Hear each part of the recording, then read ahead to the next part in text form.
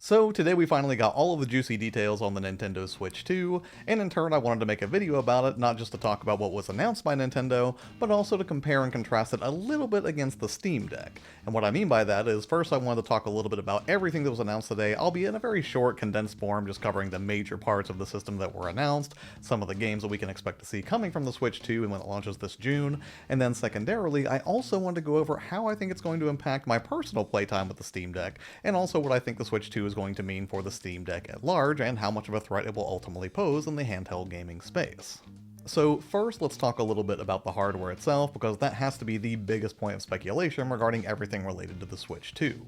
Now, it is going to have a 7.9-inch display, the Joy-Cons are a little bit bigger, they are magnetically attached to the system now, and that curious C button on the right Joy-Con that everybody was speculating about is actually going to be used for chat and communication features, including things like screen sharing not too dissimilar to the PlayStation 5, and also the ability to do video chat with other players in-game, although you will have to buy a separate camera accessory for that, which is about $50. And another neat feature of those magnetic Joy-Cons, aside from the C button on the right one that I already mentioned, is that you can actually use the Joy-Cons as a mouse now for games that support it. Which probably shouldn't be too much of a surprise considering Nintendo kind of already teased this with the initial reveal of the Switch 2. Beyond that, the system does have USB-C ports at both the top and the bottom. Both can be used for charging or accessories, which is incredibly flexible, and that's something I'm really glad that they did. Now, when it comes to storage for the Switch 2, the original only had 32 gigs of space available on board, but this one sports 256 gigs, which is pretty good, I guess, although it does also sort of feel like the bare minimum that Nintendo could have put on board to really just sort of sell this to people, because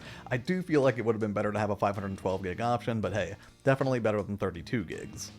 And if you want to expand the storage for the Switch 2, you will have to use microSD express cards, not regular microSD cards, which kind of just adds even more confusion to SD cards, which continues to be like the bane of my existence. Also, I think I forgot to mention that the 7.9-inch screen it now sports does have support for HDR and up to 120 FPS, which is pretty great, although that will be variable and certainly dependent on what game you decide to play. And when it comes to docked mode, it actually will do docked 4K at 60 FPS. Again, this is going to be largely dependent on what type of game is being used, and also that dock does have a built-in fan to make sure that the system stays cool. As for battery life, Nintendo says you can expect about 2 to 6.5 hours of playtime, but again, that's going to be largely dependent on what type of game you're playing and how heavily it taxes the GPU. Also, the game cards for the Switch 2 will be red in color versus the gray color that we get on the standard Switch games. And they also have a new approach to digital games that you buy in store, which I'm not sure how I feel about, I believe called game key cards. And the way this works is the card won't actually have any of the game data on it at all, rather it just serves as a license key for your Nintendo Switch.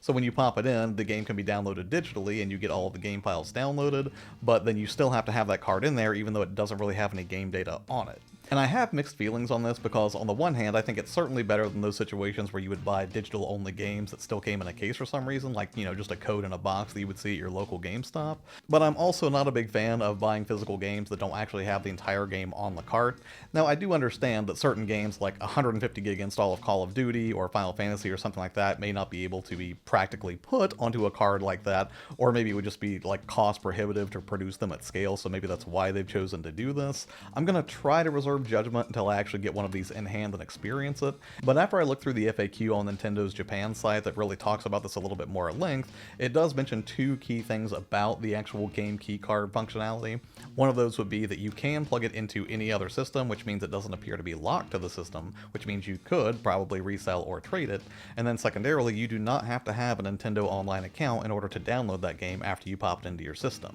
So it really does seem like it's going to be more like whenever you pop a disc into your PlayStation or Xbox, and it's really just serving as the license for a much larger installation that's actually existing on a hard drive somewhere. It still seems kind of weird, a little kooky, and I'm not sure how I fully feel about it yet, but again, I'm going to try to reserve judgment for now. And for all of this functionality, it's going to be launching in two different models, one that's bundled with Mario Kart World and the other that is just by itself. The Mario Kart World bundle will be $499, while the one that is just standalone without an included game will be $449. Also, if you did want to go ahead and pre-order a Switch 2, there are a few ways that you can go about that. One will be to wait until major retailers start doing it, which I believe Best Buy and GameStop have both already announced that they're going to let pre-orders go live on the 9th next week. But also, you can sign up directly on the Nintendo Switch website, and if you go there and sign up, you can basically say, hey, I'm interested in the base model, or I'm interested in the one that comes bundled with Mario Kart World. And then the way that works is you have to have had a Nintendo Switch Online account, I believe, for at least a year, it might be 2 years, and I think they're saying that they would have wanted to clock 50 hours of gameplay on Switch hardware associated with your account, and I think the reason that they've done this is to push back against the inevitable army of scalpers that are just going to come out of the woodwork for this launch. And honestly, I feel like you'd be crazy not to go for the bundle with Mario Kart, because it looks like the standard pricing for Switch 2 games is going to be a little bit higher, and by little I mean closer to what it was like back in the 90s when you had Super Nintendo games at 70 or 80 bucks on shelves.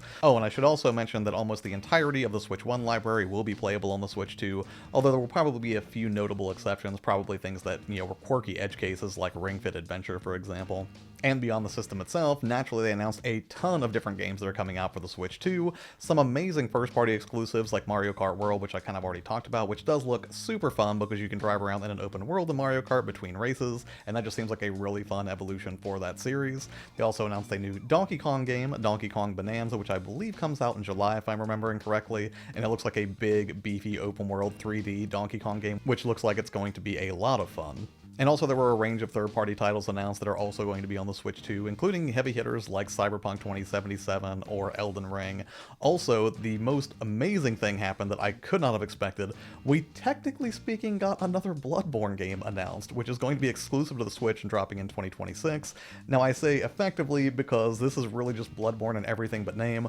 When this trailer began, I was like, that kind of looks like Bloodborne, and then it kept going some more. I was like, wait, this really looks like Bloodborne. And then the FromSoft logo came up, and I lost my mind, because it's amazing to me that FromSoft is doing an exclusive title for the Nintendo Switch. Now again, this is not a true sequel to Bloodborne because I believe Sony owns the rights to Bloodborne, so this is really more of a spiritual successor to Bloodborne called The Dusk Bloods, and I could not be more excited for this, although I, again, am not sure if this is going to be a full-blown kind of Bloodborne-ish experience, or if it's going to be something closer to like Elden Ring Night Rain, where it's more of like an expand-alone. I'm really not sure, and the other thing I'm not sure of is, will this be a timed exclusive, or will this truly remain a Switch 2 exclusive? If so, that's going to be absolutely crazy, but yeah, I would say those are probably some of the biggest game announcements that we got. Now, obviously, there were a ton more games than this that were announced, but it would probably be quicker for you to just look up a list online than for me to just prattle off every single one of them here. But I did want to say one more thing about Switch 1 games, and that is that there are a range of Switch 1 games that will be enhanced for the Switch 2. However, you will have to either pay an upgrade fee to get that better experience, kind of like you have to do with Sony PS5 games now when you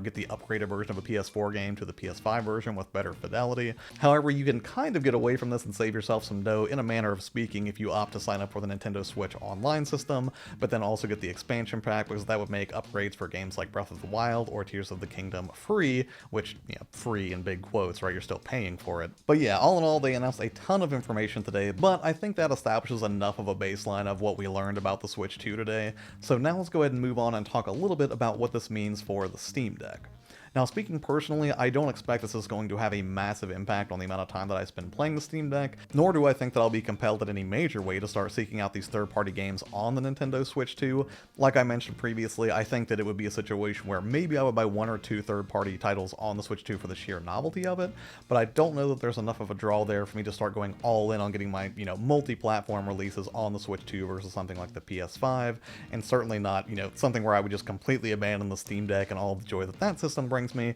just so I could play some of those experiences on the Switch. The only real X factor that I can think of where I might want to start playing certain games on the Switch 2 over the Steam Deck would be, one, the simplicity of the console experience, which I'm hugely biased towards, and it's one of the reasons that I love the Steam Deck so much to begin with. And then secondarily is I wonder if the Switch 2 may be more comfortable in hand in portable mode than the Steam Deck. I've said before that my favorite way to play the Steam Deck, even though the most common way that I play it is docked up capturing footage for videos here on the channel, my favorite way to play the Steam Deck is in portable mode. However, if the Switch 2 ends up being monstrously more comfortable than the Steam Deck, it just might sway me on some titles, but I suspect by and large the Switch 2 will remain what I thought it was, and that is going to be a machine for exclusives like Metroid Prime 4, Mario Kart World obviously, Pokemon games, Donkey Kong, and the like. So that's kind of how I feel about it personally. Again, I wouldn't say that anything from today's Direct really changed my mind in a significant way or made me think, oh, I'm just going to abandon PC or Steam gaming and go all in on the Nintendo Switch. Rather, again, I think it's just going to be the place where I go to for most exclusives, and unless I find like a crazy good deal on a third-party or multi-platform release, I'll probably still end up spending most of my time split between the Steam Deck and the PS5 by and large. But now let's talk a little bit about what the arrival of the Switch 2 means to the Steam Deck, and if it's going to take a bite out of its market share. And I suspect that a lot of people feel the same way that I do, where the PC is probably their go-to for most multi-platform releases, or the PlayStation 5 or Xbox, and I don't think, despite the fact that the Switch 2 is a demonstrable improvement over the original Switch, that it's somehow going to be like the de facto place where a lot of people go to get all of those multi-platform releases. And I think the other reason I don't foresee a ton of people just abandoning the Steam Deck and by extension the Steam ecosystem to go all in on the Switch for those kind of games is that a lot of people probably already have pretty expansive libraries on Steam. Not to mention there's a good chance that if you're already a huge PC gamer that you probably have a desktop rig and the Steam Deck is probably a supplementary device rather than your primary gaming device, and in most cases that's probably where you'll get the best experience visually. Now I will say if you're somebody like me who really appreciates the console-like experience and convenience and ease of use is the most important thing to you, then yeah, I think the Switch 2 could absolutely sway some people away from considering a purchase of the Steam Deck and looking more towards the Switch 2. However, I suspect that by and large, most people gravitate towards the Steam platform, not because they want the best possible console-like experience that they could get from a device like the Steam Deck, but rather because of the freedom that that platform represents. Even though Steam isn't flawless and really represents a walled garden of itself when you think about it, it still gives you way more flexibility over how you buy, tweak, mod, and ultimately play all of your games. And that's an experience that no dedicated console manufacturer is likely to match anytime soon. But to be fair, most of this is just off-the-cuff speculation on my part because we definitely don't have all of the details yet. I'm sure we'll learn more as we get closer to that pre-order window next week and ultimately the system's launch on June 5th. But hey, what do you think? Did you watch the Switch 2 presentation today? And if so, was there anything about it that excited you? And if you're somebody who's also locked into the Steam ecosystem pretty heavily, or somebody who plays the Steam Deck a lot like I do, what did you think of it? Is it something that would draw you away from the Steam Deck to spend more time playing it? Or is it a situation like me where you think it's really just going to be like a first-party releases from Nintendo machine? Let me know in the comments what you think about this, and I'm sure that I'll have more to say about it in some future videos, but that's going to be all for this one. I just wanted to talk a little bit about it because, well, it was a lot of fun watching that presentation, and despite the fact that I do love my Steam Deck, I will always be a multi-platform gamer at heart. So, as always, thank you so much for taking the time out of your day to watch the videos. Have an amazing day, and I will see you on the next one. Bye.